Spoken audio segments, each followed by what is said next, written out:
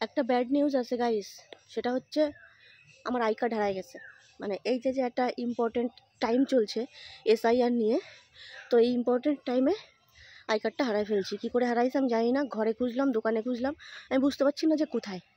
ঠিক আছে, কারণ দোকানে কিছুদিন আগে একটা কাজ হয়েছিল, আমার I card Aadhaar card original লেগেছিলো, তো ওই জন্য আমি বাজারে নিয়ে গেছিলাম, সেটুকু মনে আছে। বাট কোথায় রেখেছি, বাড়িতে এনেছি কিনা আমি কিচ্ছু মনে করতে পারছি না। মোট কথা আই কার্ড নেই আমার কাছে, একটা জেরক্স কপি আছে। তো টেনশন তো হবেই, হবে না সাধারণ মানুষের টেনশন? বাট আমার টেনশন হচ্ছে না এই কারণেই, কারণ আমি অনলাইন থেকে নামিয়ে নিতে পারবো। তো সেই প্রসেসটাই আজকে আমি তোমাদের দেখিয়ে দিচ্ছি, যে যাদের আই কার্ড হারিয়ে যাবে তোমরা কি করে আই কার্ডটা ফিরে পাবে, সেটাই তোমাদের আজকে দেখাবো।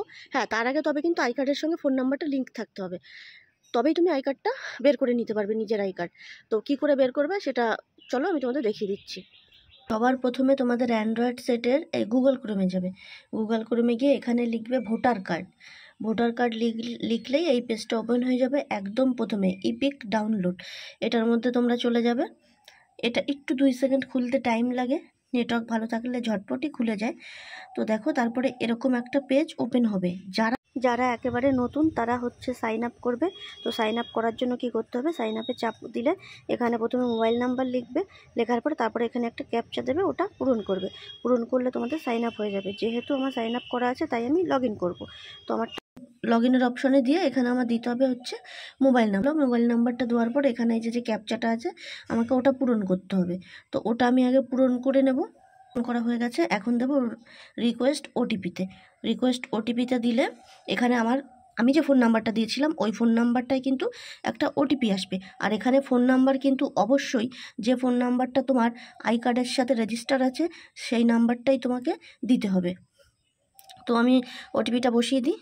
তো ওটিপি বসানো কমপ্লিট। এবার হচ্ছে গিয়ে ভেরিফাই এবং লগ ইন। তো ভেরিফাই হয়ে গেলে এরকম একটা পোর্টাল আসে। এই পেজটাতে তুমি চলে যাবে একদম নিচের দিকে গেলে এখানে একটা অপশন আসবে, এই যে ইপিক ডাউনলোড। তো এটাতে তোমরা ক্লিক করবে। এটাতে ক্লিক করার পরে এরকম একটা পেজ খুলে যাবে। এখানে তোমার যে ভোটার কার্ড, যে কার্ডটা তুমি হারিয়ে ফেলেছো, ওর দেখবা ইপিক নাম্বার আছে। তোমার যে জেরক্স বা ফোনে যদি কোনো ছবি থাকে সেখানে ইপিক নাম্বারটা যেটা থাকবে ওইটা তুমি এখানে দিয়ে দেবে। তো আমার ইপিক নাম্বারটা আমি এখানে লিখে দিই।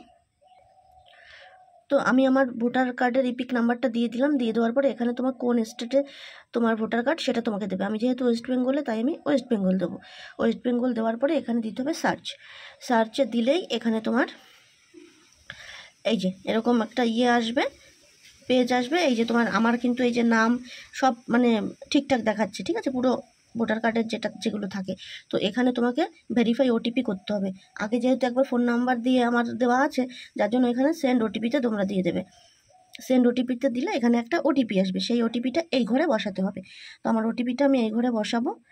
ওটিপি বসানো কমপ্লিট। এবার আমি ভেরিফাই করে দেবো।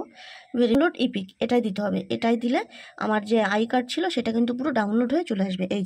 এই যে হচ্ছে আমার আই কার্ড, যেটা আমি হারিয়ে ফেলেছিলাম, সেই আই কার্ডটা হচ্ছে এখানে।